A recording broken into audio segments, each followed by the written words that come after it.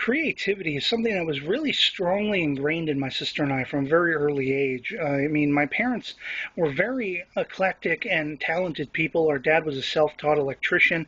He was also self-taught in other professions as well. I mean, he could build single-handedly by hand an entire engine block by himself. He taught himself out. But in his early life, he had a strong passion for music and was actually the bass guitar player and drummer for a band at alternate times. And he actually had a music studio he built single-handedly, which unfortunately didn't take off because all the money he poured into building this studio, this recording studio, he couldn't afford to buy a workplace to set it up in, and ended up setting it up in his mother's basement. And so it was never taken seriously, but what might have been if it had been.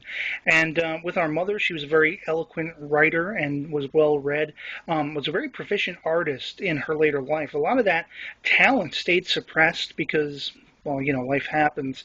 But one of my earliest memories, before my sister was even born, speaking to the imagination and the creativity and the love for music and all those things that I have still to this day, was my imaginary friends when I was a kid, were the Saturday morning cartoon characters I loved. Spider-Man and his Amazing Friends, the real Ghostbusters, the Flintstones, Scooby-Doo.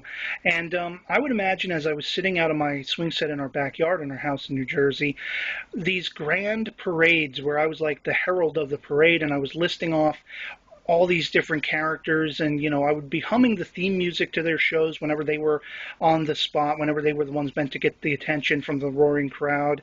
And so yeah, from that early an age, they were my imaginary friends. They were who kept me company when there was no one else and stuff like that. And it was just, I always had a strong imagination and a passion for creativity and characterization and music, and so it's been with me all these years.